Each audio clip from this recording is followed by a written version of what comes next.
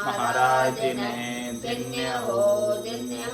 परम दयाल सद्गुरु सुखराम जी महाराज ने धन्य हो। अनंत श्री सद्गुरु सुखराम जी महाराज के ज्ञान सत्स्वरूप भगवान ने धन्य हो। केवली भगवंता ने धन्य हो। जीवा तारण जहाज ने धन्य हो। मोक्ष के मालिका ने धन्य हो। अनंत कोटि संतान ने धन्य हो।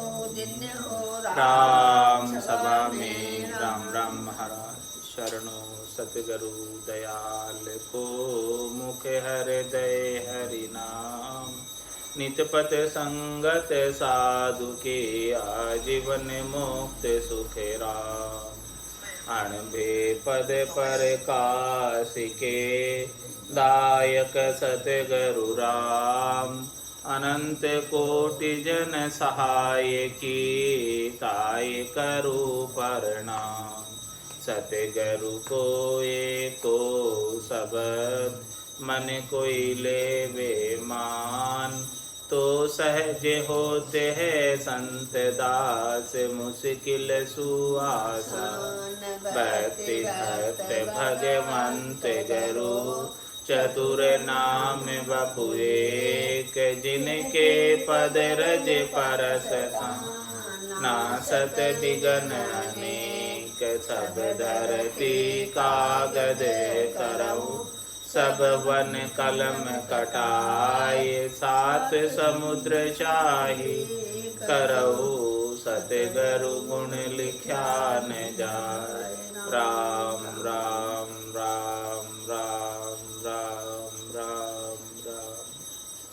आप सभी के अंदर विराजमान परमात्मा के पावन चरणों में प्रणाम। राम राम। आनंद श्री सद्गुरु सुखराम जी महाराज की अणबे वाणी प्रश्न उत्तर का अंग चल रहा है। महाराज प्रश्न कर रहे हैं। साध जग पंडिता जैन सब कहते हैं कर्म की लार जीव जोन पावे पुण्य अरे पाप दोई रात दिन करत है दूसरी दे दर सरब खावे एक सो ज्ञान में और हंस सांभळो मन की आस जहाँ जून पाई वेद सो फेर कतेब यूं कहते हैं अंत सो बेर नहीं शुद्ध काई आद में जीव सब सेंग सो ऊपना ता दिना कर्म सो कौन किया दास सुख राम के लख 84 स्वर्ग और नरक में काए दिया। महाराज प्रश्न कर रहे हैं। ये प्रश्न बड़ा विलक्षण प्रश्न है, विशिष्ट प्रश्न है, समझने योग्य प्रश्न है। साध जग पंडिता जैन सब कहते, सभी कहते हैं। किस किस की बात कर रहे हैं? साध कह रहे हैं, साधना करने वाले जैन, पूरे संसार वाले और पंडित लोग, विद्वान लोग, ज्ञानी लोग और जैन धर्म को मानने वाले, ये सभी बात क्या कह रहे कि कर्म की लार जीव जोन पाओ। जैसे जैसे जीव कर्म करता है उस कर्मों के अनुसार कर्मों को भुगताने के लिए वापस उस योनि में चला जाता है। ये मनुष्य जन्म स्वतंत्र है, यहाँ पर कर्म करने का उसे अधिकार है, जैसा चाहे वैसा वो कर्म कर सकता है। और इस मनुष्य जन्म की कमाई सभी जगह आगे काम आती है। शुभ कर्म कर स्वर्गा जावे, अशुभ किया 84 कै सुखराम भक्ति कर केवल परम धाम जन जासी। तो शुभ कर्म करते हैं तो स्वर्गों की प्राप्ति हो जाती है, देवताओं के ऊंचे लोकों में स्थान प्राप्त हो जाता है, और अशुभ कर्म करते हैं तो पशुओं की योनि प्राप्त होती है पाप को भुगतने के लिए, पुण्य को भुगतने के लिए देवताओं की योनि प्राप्त होती है। तो साध जग पंडित और जैन सब एक ही बात से सहमत है। क्या सहमत है कि कर्म की लार जीव जूण पावे, वो जैसा जैसा कर्म करता है उसके अनुसार उस कर्म को भुगतान कराने के लिए उसे वैसी वैसी योनि के अंदर भेज दिया जाता है उस आत्मा को। इस बात को सभी कंफर्म करते हैं। कौन कौन कंफर्म कर रहे हैं? साध भी कर रहे हैं, जग वाले भी कर रहे हैं, पंडित विद्वान भी कर रहे हैं, और जैन धर्म वाले भी कर रहे हैं। सभी इस बात को कंफर्म करते हैं कि भाई कर्म के अनुसार वो जीव वापस योनि प्राप्त करता है। ठीक है, एक मत ये हो गया। अब दूसरा मत क्या है? पुण्य और पाप दो रात दिन करते, दूसरी देह दर सरब खावे।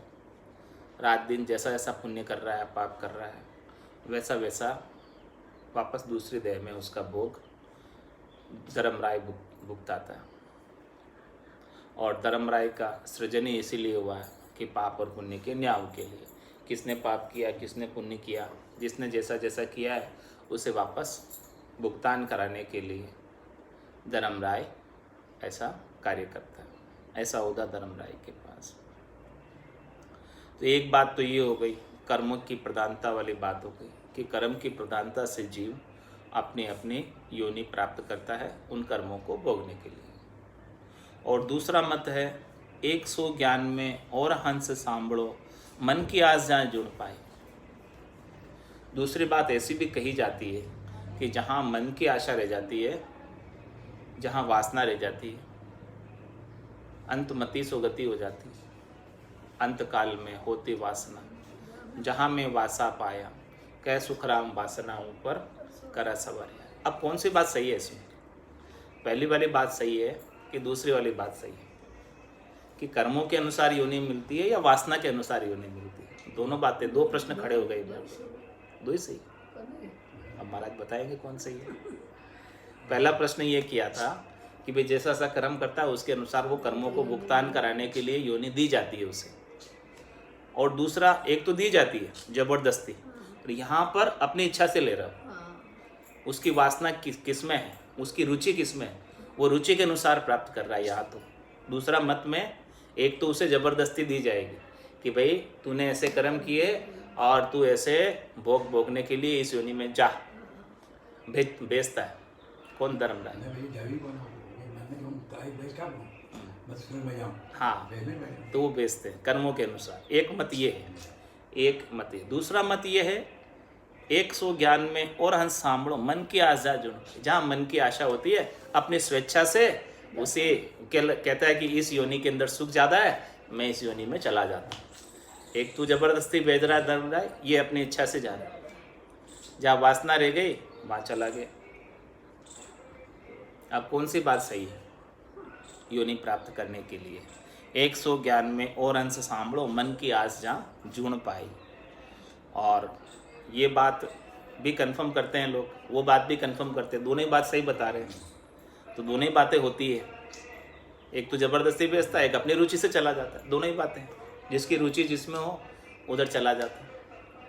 और जिसके कर्म जैसे हैं उसके अनुसार, उसकी रुचि कुछ नहीं है तो उसके कर्मों के अनुसार भेज देता है।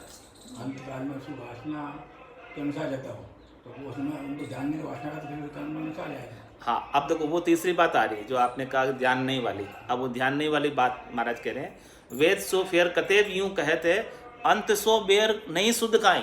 अंत समय में तो उसे सुध ही नहीं है। जब अंत समय आया, प्राण निकले, उस समय तो सारे सुध बुद्धि बिसर गए, कुछ ध्यान ही नहीं, कुछ ध्यान ही नहीं। प्राण जब निकल रहे तो उसको सुध बुद्धि नहीं है, तो फिर कैसे उसकी वासना रही, क्या रही, कुछ ही नहीं। अंत समय में ऐसी स्थिति हो जाती है कि कोई सुध बुद्धि नहीं है, कुछ समझ ही नहीं है क्या करना है क्या नहीं करना। तो फिर वो वासना वाली बात तो या फेल हो जाती है। वासना तो फिर वो सुध बुद्धि नहीं है, तो सुध बुद्ध के साथ वासना है। अब कोई सुध बुद्धि नहीं है तो उसकी वासना कैसे?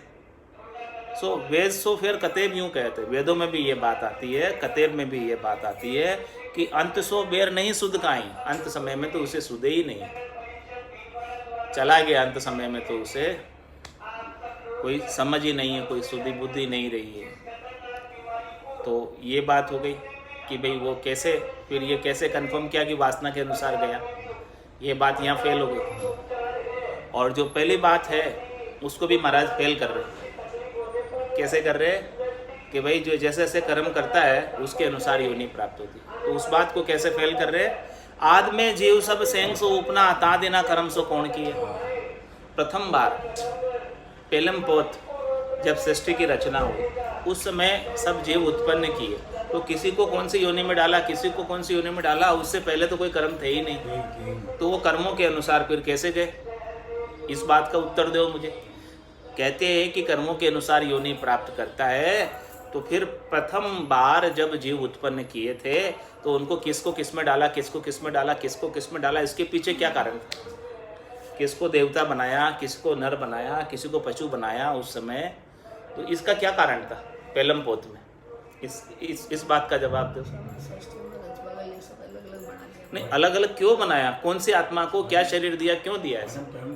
उस समय कोई कर्म थे ही नहीं पेलम पोत में, तो पहली बार में प्रथम जब रचना की तो हाँ ठीक है, बाद में तो वो जीव कर्म किए जा रहा है तो कर्मों के अनुसार फल भुगत रहा है, लेकिन प्रथम बार जब सब जीव बनाए, रचना हुई, उस रचना के समय उस जीव के कोई कर्म नहीं थे, तो उन्हें अलग अलग योनि क्यों मिली, क्यों दी उन्हें अलग अलग योनि?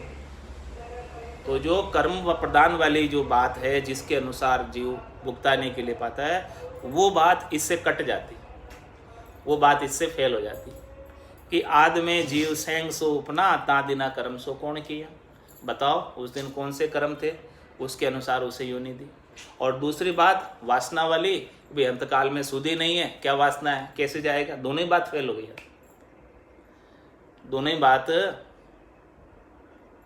सही नहीं है, दोनों ही बात गलत है कि न तो कर्मों के अनुसार योनि प्राप्त करता है और न वासना के अनुसार योनि प्राप्त करता है। इस तर्क से दोनों ही बात का काट आ गया यहाँ पर।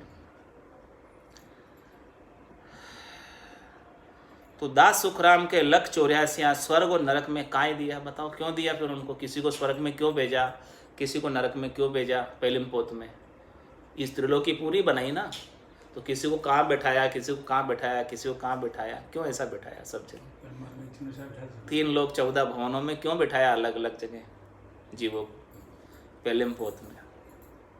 तो इस बात का महाराज उत्तर दे रहे हैं। अब इसका उत्तर आ रहा है। प्रश्न तो हो गया, प्रश्न अपने आप में कट रहा है। प्रश्न दोनों ही प्रश्न हैं, दोनों ही बातें हैं। कर्म भी अपने आप से कट रहे कि भी पेलिम पोत में क्या कर्म थे, दूसरी वासना भी अपने आप में कट रही कि वासना के अनुसार योनि प्राप्त कर लेता है, तो भी वासना अंतकाल में सुध बुद्धि नहीं रहती है, तो क्या वासना लेके जाएगा? दोनों ही कट गए। तो अब महाराज इसका उत्तर दे रहे हैं इस प्रश्न का। पाप और पुण्य दोए भरम हैं जग में, पाप और पुण्य दोए भरम हैं जग में, मन की आस सोए साच नाही। दोनों ही बात गलत है महाराज की। न तो पाप पुण्य के अनुसार जाता है, केवल पाप पुण्य तो जीवों को डराने के लिए बनाए हुए कि भाई पाप करोगे तो आपको जहन्नुम में भेज दिया जाएगा, नरक में भेज दिया जाएगा, जबकि न कोई पाप होता है न कोई पुण्य होता है और न कोई मन की आस सच्ची। ये दोनों भ्रम डाल दिए सबने। भ्रम किस लिए डाले? ताकि यहाँ जीव नियम से चले, कानून से चले, मर्यादा में चले, डर रहे बस डर जैसे बच्चों को डराने के लिए। हाँ कि भाई बाबा आ जाएगा, अभी तेरे को उठा के ले जाएगा, माँ जैसे बच्चे को डराती है ना, वैसे ही यहाँ पर पाप पुण्य का भ्रम डाल दिया लोगों में। महाराज के न तो कोई पाप होते हैं न कोई पुण्य होते हैं, जो करो सही है। ये कह रहे हैं महाराज, बात यही कह रहे हैं, पाप पुण्य कुछ नहीं होते, क्योंकि वो है तो फिर पेलिम पोत में कौन से पाप पुण्य थे जो अलग अलग योनियां प्राप्त की उनको? इस बात का उत्तर यहाँ आ रहा है ना कि पाप और पुण्य दो ही भ्रम है जग में, न तो कोई पाप है न पुण्य है, दोनों ही भ्रम की बात है। दोनों ही ऐसा आवरण डाला है कि जीव यहाँ पर सही से अपना व्यवहार करता रहे, उनको एक डर बना रहे कि वो गलत व्यवहार नहीं करे। बोले गलत व्यवहार करेंगे तो आपको धर्मराय भुगताएगा, ये डर है, केवल एक डर डाला बस, वास्तव में नहीं है कुछ। उत्तर दे रहे महाराज। अब देखो उत्तर महाराज का समझो, समझने का प्रयास करो।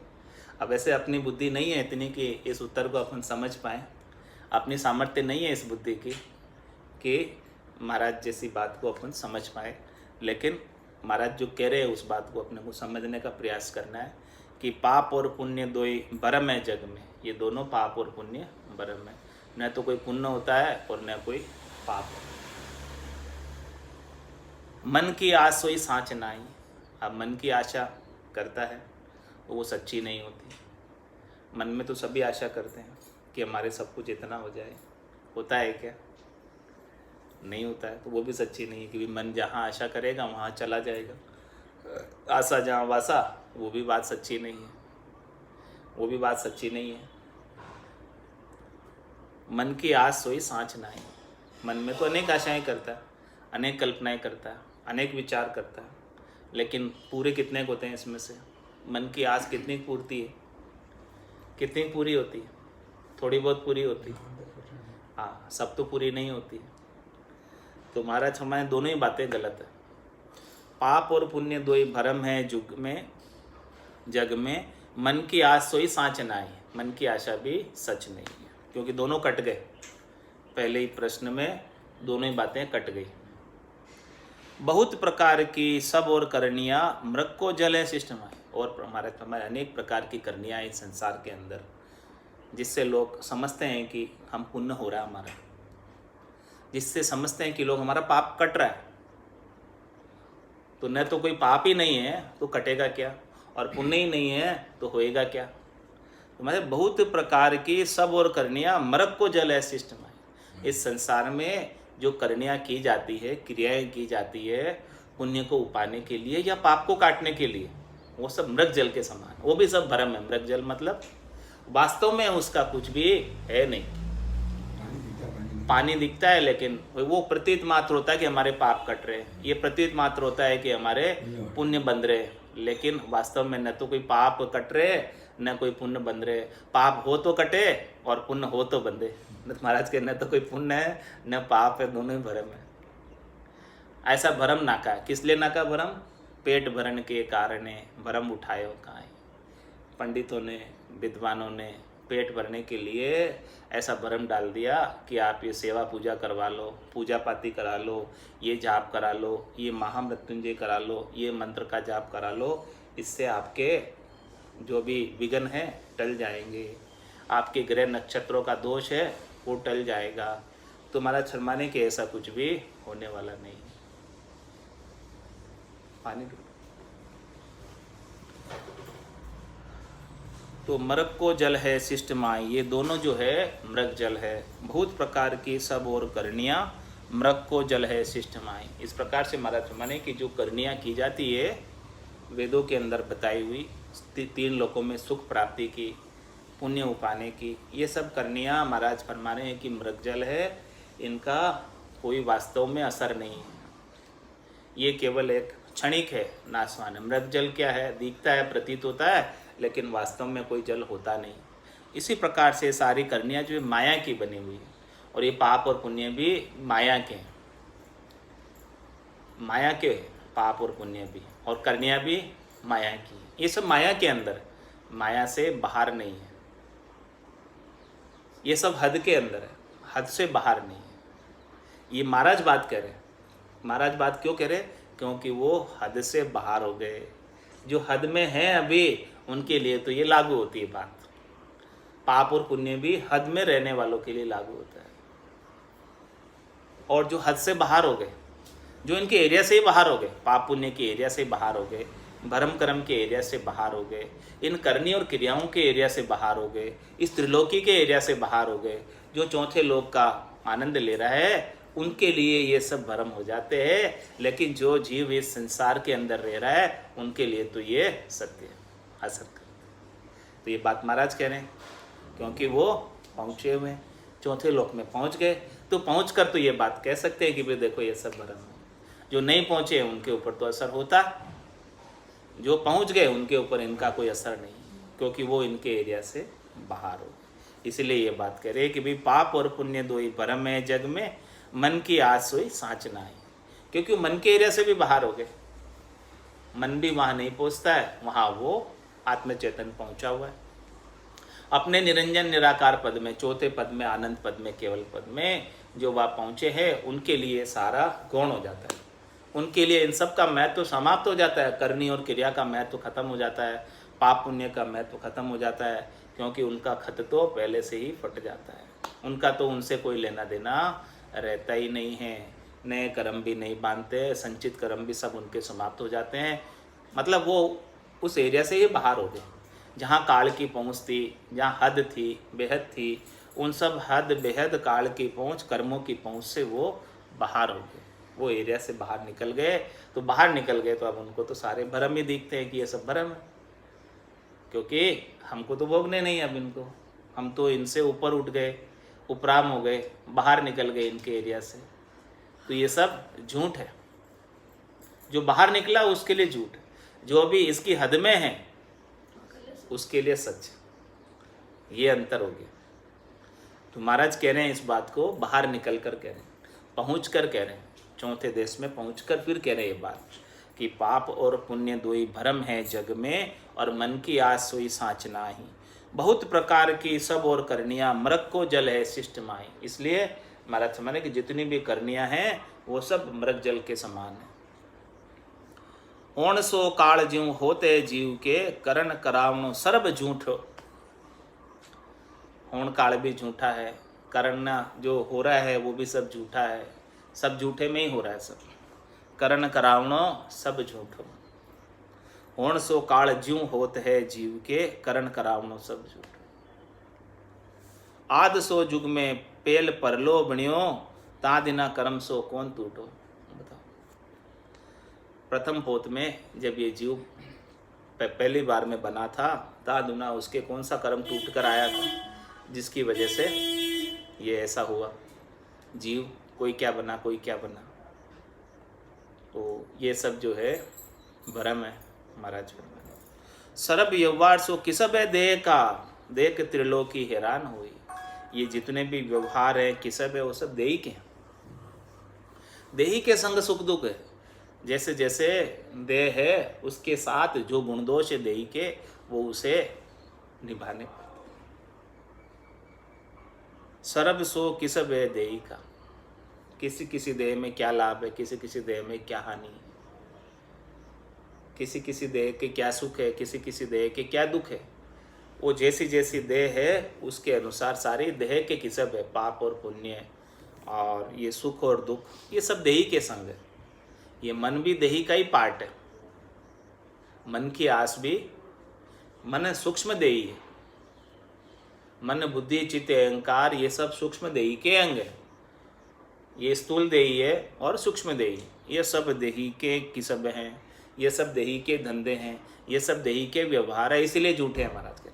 आत्मा के साथ इनका कोई लेना देना नहीं, पाप पुण्य का, सुख दुख का आत्मा के साथ कोई लेना देना नहीं। आत्मा इन सब से अलग है, इन सब से निर्लिप्त है, इन सब से न्यारी है। जितना भी सुख दुख पाती है वो सब देही के साथ पाती है। जब तक देही का संग किए रहती है तब तक पाती रहती है, और जिस दिन देही का संग नहीं करेगी उस दिन सुख दुख नहीं पाएगी। निरंजन लग सुखराम के भुगते को नरी, तंदुक जादिन जावसी जादिन धरे न दे। निरंजन लग सुखराम के भुगते को नरी। तो इसलिए माना निरंजन तक तो भुगतना है, उससे आगे नहीं भुगतना। तो ये निरंजन तक तो ये महाराज हमारे हैं कि होण काल ज्यों होते जीव के, करण करावनो सब झूठो। वहां तक की बात सब झूठी, वहां तक देही का संग है इसलिए झूठी है। देही झूठी है इसलिए देही का संग भी झूठा है, और देही के साथ जो भी व्यवहार हो रहा है वो भी सब झूठा है। देही के साथ सुख प्राप्त कर रहे हो ये भी झूठा है, देही के साथ दुख प्राप्त कर रहे हो ये भी झूठा है, क्योंकि ये सुख भी नहीं न रहने वाला और ये दुख भी नहीं न रहने वाला, इसलिए झूठा है। ये समाप्ति हो जाने वाला, थोड़ी देर का क्षणिक नाशवान है। देही का सुख भी नाशवान है, क्षणिक है, थोड़ी देर का है, हमेशा हमेशा का कद नहीं है। हमेशा हमेशा का तो आत्मा अपने निरंजन निराकार पद में प्राप्त करती है। जो सुख चाहे तू सदा शरण राम की ले, के नानक मेरे मना ये दुर्लभ मानुष दे।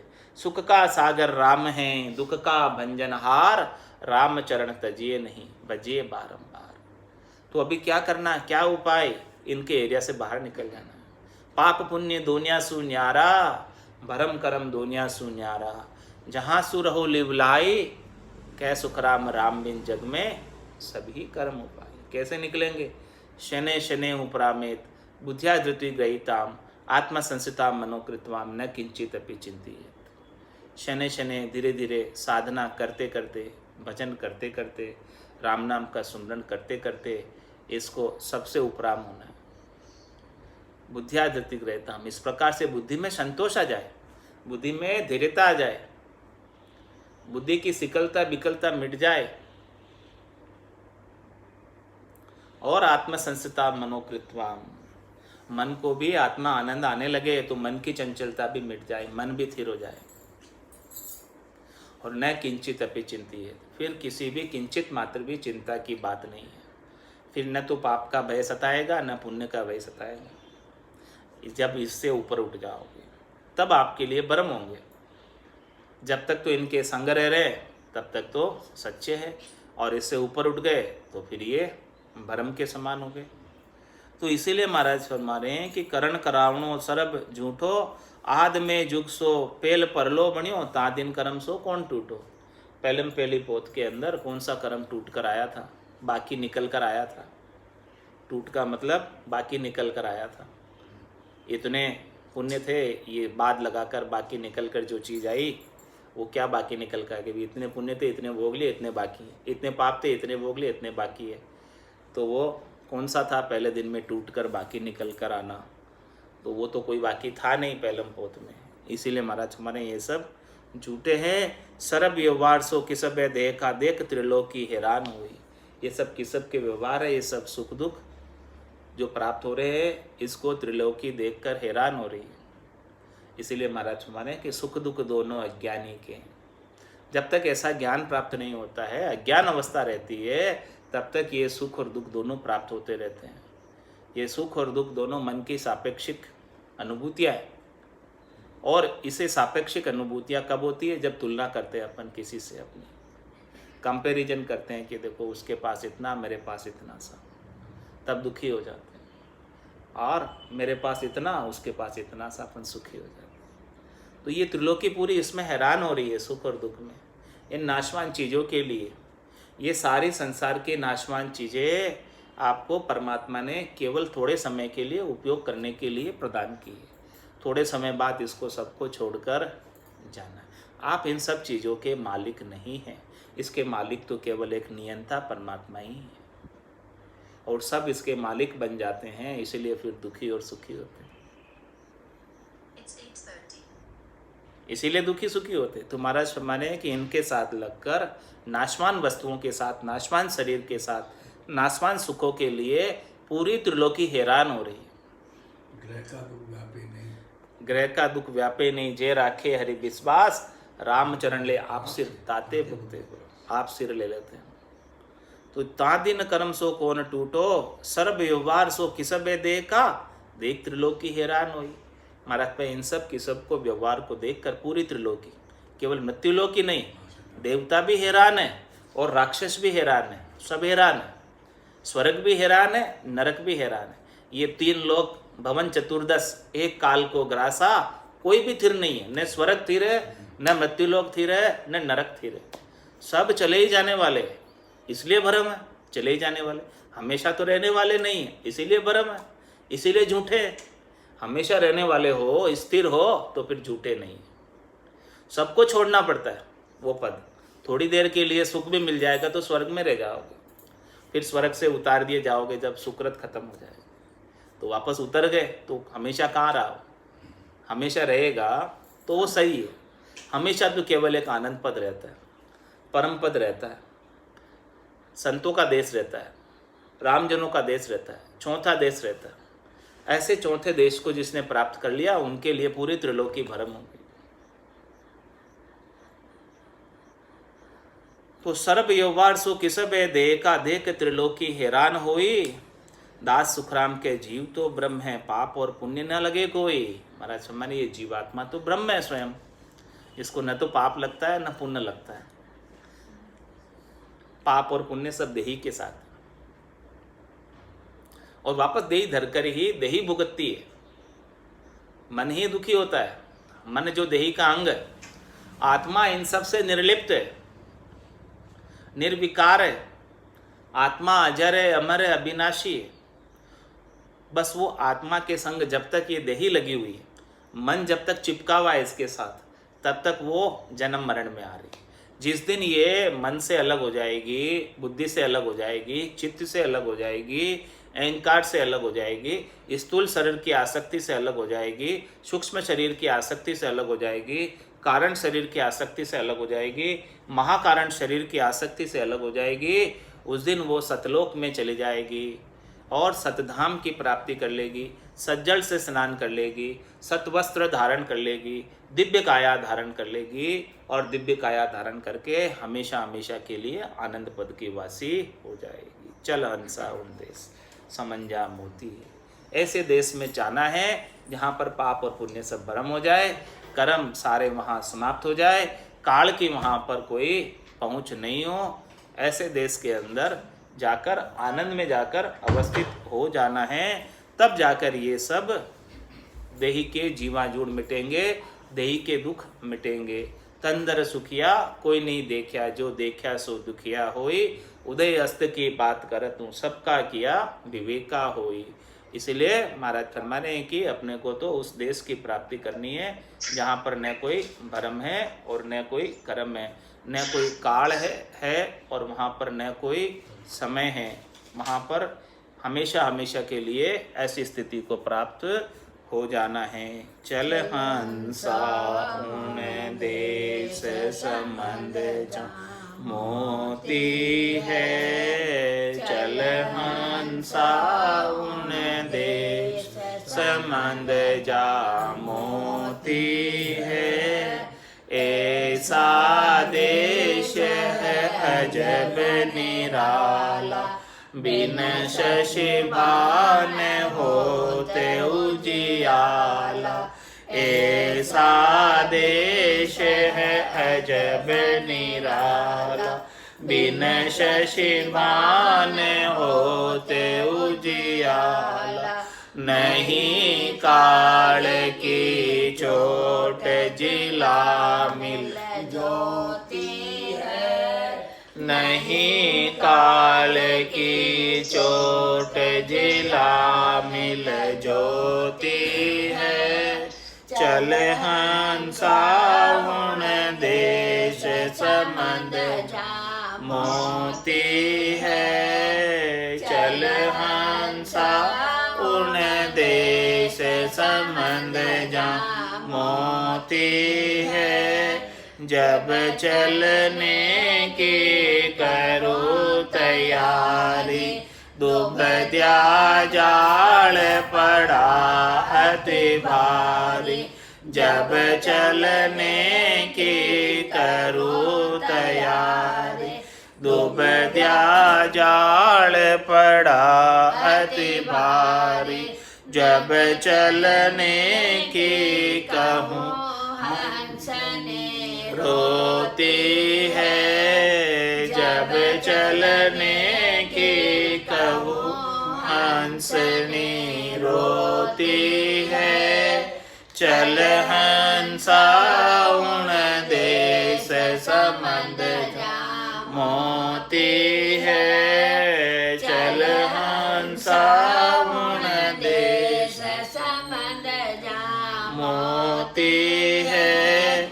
चाल पड़ी दुबद्या सब छूटी, पिछली गेल कुटुंब की छूटी। चाल पड़ी दुबद्या सब छूटी, पिछली गेल कुटुंब की छूटी। मन में किया विचार पाँच जन सूती है, मन में किया विचार पाँच जन सूती है। चल हंसा उन देश संबंध जा मोती है, चल हंसा उन देश संबंध जा मोती है। जाय किया सागर पर भाषा, फिर नहीं आवन की आशा जाय किया सागर पर वासा फेर नहीं आवन की आशा कहत कबीर विचार मौत से झुकती है कहत कबीर विचार मौत से झुकती है चल हंसा उन देश समंद जा मोती है चल हंसा उन देश समंद जा मोती है बोलो राम सद्गुरु देव जी महाराज ने धन्य हो परम दयाल सद्गुरु सुखराम जी महाराज ने धन्य हो आनंद श्री सद्गुरु सुखराम जी महाराज के ज्ञान स्वरूप भगवान ने धन्य हो केवली भगवंता ने धन्य हो जीवा तारण जहाज ने धन्य हो मोक्ष के मालिका ने अनंत कोटि संताने धन्य हो राम सभा में राम राम महाराज राम राम सा राम राम सा राम राम सा सबने राम राम